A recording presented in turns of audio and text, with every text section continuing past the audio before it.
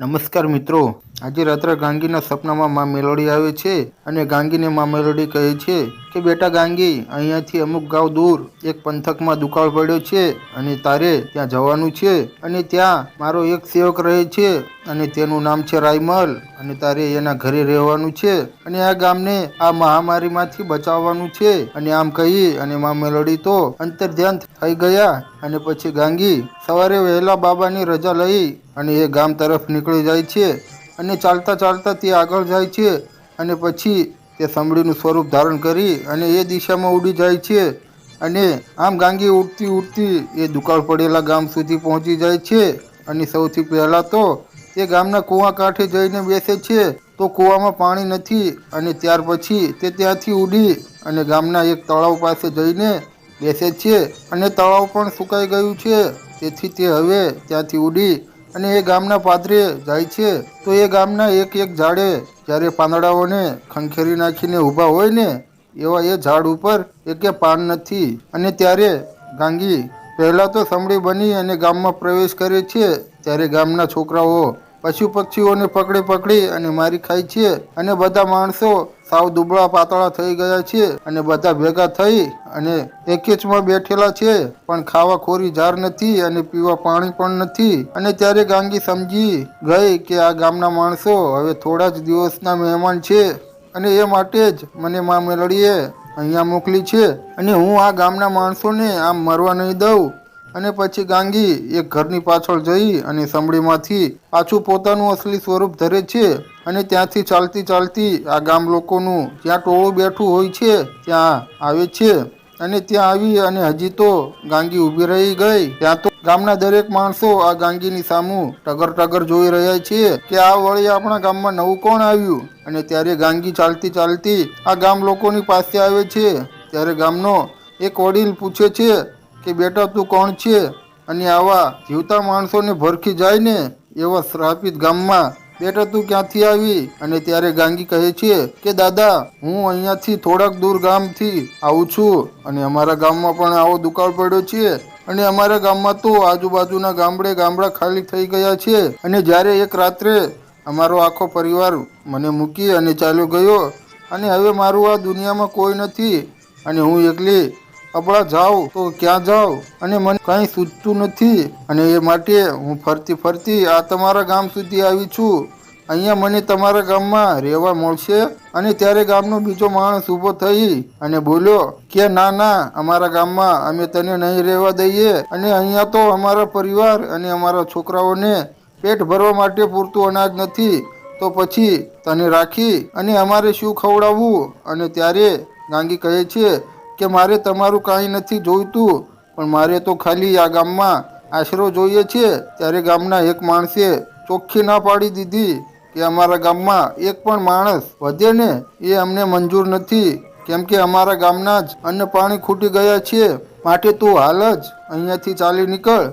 અને ત્યારે ટોળામાંથી એક માણસ ઊભો થઈ અને બોલ્યો કે દીકરી બેટા, તને હું રાખીશ અને મારા ઘરે લઈ જઈશ અને આ ગામનું તો હવે કોઈ ઠેકાણું નથી કારણ કે હવે આ ગામમાં અન્ન પાણી રહ્યા નથી પણ હું કેટલા સમય જીવીશ એ તો મને ખબર નથી પણ બેટા, જ્યાં સુધી હું જીવીશ ને ત્યાં સુધી તને ભૂખી નહીં રહેવા દઉં. અને ત્યારે ગાંગી કહે છે કે કાકા, તમારું નામ શું છે. કે બેટા, મારું નામ રાયમલ છે. ત્યારે ગાંગી રાયમલનું નામ સાંભળી અને ગાંગીને યાદ આવી ગયું કે આ માતા મેલોડીએ મને સપનામાં આવીને કહ્યું હતું કે તું રાયમલના ઘરે રોકાજે અને રાયમલ મારો પરમ ભક્ત છે. અને મિત્રો, જ્યારે રાયમલે ગાંગીને પોતાના ઘરે રાખવાની વાત કરીને ત્યાં તો તેના ગામના બીજા માણસો ઉશ્કેરાયા અને કહે છે કે રાયમલ, તું આ બધું તારા માથે શું કામ લે છે અને તને તો ખબર જ છે ને કે તારા બૈરા છોકરાઓ આ દુકાળમાં રોઈ રોઈ અને દિવસો કાઢી રહ્યા છે તો તું આ વધારાની મુસીબત તારા ઘરે શું કામ લઈ જાય છે અને આને કાઢી મૂક. અને આમે આખું ગામ આ દીકરીને રાખવા તૈયાર નથી તો તું શું કામ આ ગામનું કેવું નથી માનતો. ત્યારે રાયમલ કહે છે કે મારા ઘરે પણ અન્નનો એકે દાણો નથી પણ રહેવા માટે ખોરડું તો છે ને અને મારી મેલોડીના 1000 હાથ છે અને એ ધારે તો અમને જીવાડે અને એ ધારે તો અમને મારી નાખશે. હવે તો બધું માતા મેલોડી ઉપર છોડ્યું છે. ત્યારે ગામના માણસો બોલ્યા કે રાયમલ, તે તો આખી જિંદગી બસ મેલોડી મેલોડી જ કર્યું છે.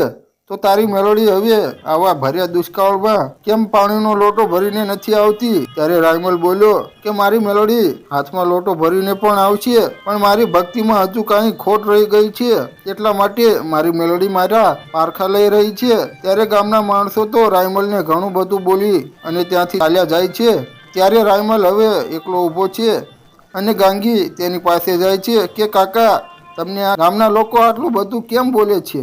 કે બેટા, ગામના લોકો તો જિંદગીથી મને મેણા મારતા આવ્યા છે, પણ બેટા તારું નામ શું છે? કે કાકા, મારું નામ ગાંગી છે અને હું કોઈ દુકાળવાળા ગામમાંથી નથી આવી, પણ કાકા મને માતા મેલડીએ મોકલી છે આ ગામની રક્ષા કરવા માટે. અને માતા મેલડી મને એમ કહ્યું હતું કે ત્યાં મારો એક સેવક રાયમલ રહે છે, તો તું એના ઘરે રહેજે. અને ત્યારે આટલું સાંભળતા તો રાયમલના આંખોમાંથી આંસુ આવી ગયા કે બેટા, શું તું સાચું બોલી રહી છે? અને શું ખરેખર માતા મેલડી મને ઓળખે છે? કે હા કાકા, મને માતા મેલડીએ કહ્યું છે કે બેટા તું રાયમલના ઘરે રહેજે અને આ વાત તમારા અને મારા વચ્ચે રહેવી જોઈએ કાકા. અને જો આ ગામ લોકોને ખબર પડશે ને તો હું અહીંયાથી ચાલી જઈશ. કે નાના બેટા, તું ચિંતા ના કરતી, હું આ વાત કોઈને નહીં કહું. કે ભલે કાકા. અને હવે તમે એક કામ કરો, અત્યારે આપણે ઘરે જઈએ. અને પછી બંને જણા રાયમલના ઘરે જાય છે. ત્યારે રાયમલની બાઈએ જ્યારે ગાંગીને જોઈને ત્યારે એ પૂછે છે કે સ્વામીનાથ, આ કોણ છે? કે અરે ગાંડી, આ તો આપણા ખાસ મહેમાન છે. કે આવા મહેમાનને ઘરે લાવશો ને તો અમને શું ખવડાવશો? અને તમારા છોકરાઓ તો ઘરે ભૂખે મરે છે, અને આ નવી આફત હવે ક્યાંથી ઉપાડી લાવ્યા? કે અરે ગાંડી, ધીમે બોલ, બહાર પેલી દીકરી સાંભળી જશે ને તો એને ખોટું લાગશે. અને તેને તો ખબર જ છે કે અતિથિ દેવો ભવ. એ તને ખબર નથી પડતી કે બધી જ ખબર પડે છે, પણ અત્યારે સમય તો જુઓ કે એ બધી વાત છોડ. એમ કહી અને રાયમલ તેની બાઈને ચૂપ કરાવે છે અને ગાંગીને બહાર આવી અને બે હાથ જોડીને કહે છે કે બેટા, મારી બાઈની વાતનું ખોટું ના લગાડતી, કેમ કે એવી તો છે નહીં, પણ અત્યારે દુષ્કાળની પરિસ્થિતિ ચાલી રહી છે, તો ભૂખના કારણે તે ભડકેલી છે. કે કાકા, તમે જરાય ચિંતા ના કરો, મને એમની વાતનું જરાય ખોટું નથી લાગ્યું. અને આ ગાંગી તો નાનપણથી જ મેણાના ભાર ખમતી આવી છે. હવે મારા માટે મેણા એ કોઈ મોટી વાત નથી. અને આમ કહી અને બંને અંદર જાય છે. અને આમ કરતા કરતા હવે રાત પડવા આવી છે. તેથી ગાંગી કહે છે કે હે રાયમલ કાકા, તમે એક કામ કરો અને આજે આખા ગામના માણસોને ગામના ચોકમાં ભેગા કરો. મારે એમને એક વાત કરવી છે. કે ભલે બેટા. અને પછી તો રાયમલ કાકા આખા ગામમાં ફરી વળ્યા અને બધા જ માણસોને ગામના ચોકમાં ભેગા થવાની વાત કરે છે. ત્યારે અમુક માણસો તો એમ પણ કહે છે કે તમે તમારા ઘરે જે છોકરી રાખી છે ને એને અમે તો કંઈ આપવાના નથી અને અમારાથી કાંઈ સેવા થાય એમ નથી. ત્યારે રાયમલ કહે છે કે ભાઈ, મારે તમારી પાસેથી કાંઈ જોતું નથી, પણ આ તો દુષ્કાળ માટે સભા ભરવામાં આવી છે. કે આવા હળહળતા દુકાળમાં કરું શું? કે ભલે. અને પછી રાયમલ ભાઈ આખા ગામમાં આવી વાત કરી અને ઘરે આવ્યા અને ગાંગીને કહે છે કે બોલ બેટા, હવે આપણે સભા ભરી અને શું કરવાનું છે? કે કાકા, સભામાં તો તમારે ખાલી એટલું જ કહેવાનું છે કે આજની રાત્રે તમારા ઘરે જેટલા વાસણો હોય ને એટલા લઈ અને મારા ઘરે મૂકી જજો અને સવારે આવી અને પાછા લઈ જજો. કે ભલે બેટા. અને આમ પછી ગામના ચોકમાં સભા ભરાણી. ત્યારે ગામના માણસો સૌ આવી ગયા છે અને કહે છે કે બોલ રાયમલ, આજે અચાનક રાતના સભા ભરવાનું કારણ શું છે? ત્યારે રાયમલ કહે છે કે આપણું આ ગામ દુકાળથી ટાળી ગયું છે અને હવે આ ગામમાં આપણા અન્ન જળ ખૂટી ગયા છે, તો એનું સમાધાન કરવા માટે અત્યારે મેં સભા ભરી છે. ત્યારે એક વડીલ ઊભો થઈ અને કહે છે કે રાયમલ, એનું સમાધાન તો હવે એક જ છે કે આ આજુબાજુના ગામડાઓ જેમ ખાલી થઈ ગયા છે ને એમ આપણે પણ આપણો મલક છોડી અને આપણા બાળ બચ્ચાને લઈ અને અહીંયાથી ક્યાંક હરિયાળી ધરતી તરફ ચાલ્યા જઈએ, નહીતર આપણે અહીંયા તો મરી જઈશું. અને ત્યારે ગાંગી બોલી કે ગામના માણસોને ક્યાંય જવાની જરૂર નથી અને અહીંયા બધાને બધું મળી જશે. ત્યારે ગામ લોકો કહે છે કે એ કેવી રીતે? અને ત્યારે રાયમલ કહે છે કે આજની રાત્રે તમારા ઘરે જેને અનાજ અને જેને પાણી ખૂટી ગયા છે ને એ બધા માણસો મારા ઘરના આંગણમાં પાણી ભરવાના વાસણ મૂકી જજો અને જેના ઘરે અનાજ ખૂટી ગયા હોય ને એવા માણસો અનાજ ભરવાના પાત્રો મારા ઘરના આંગણે મૂકી જજો. અને એટલું કહેવા માટે આજે મેં સભા ભરી છે.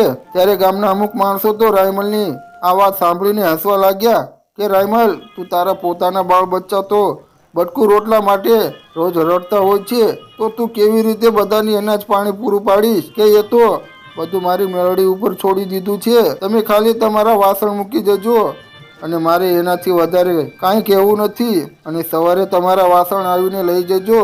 અને ત્યારે ગામના માણસો રાયમલના આંગણામાં વાસણ મૂકી અને ચાલ્યા ગયા છે.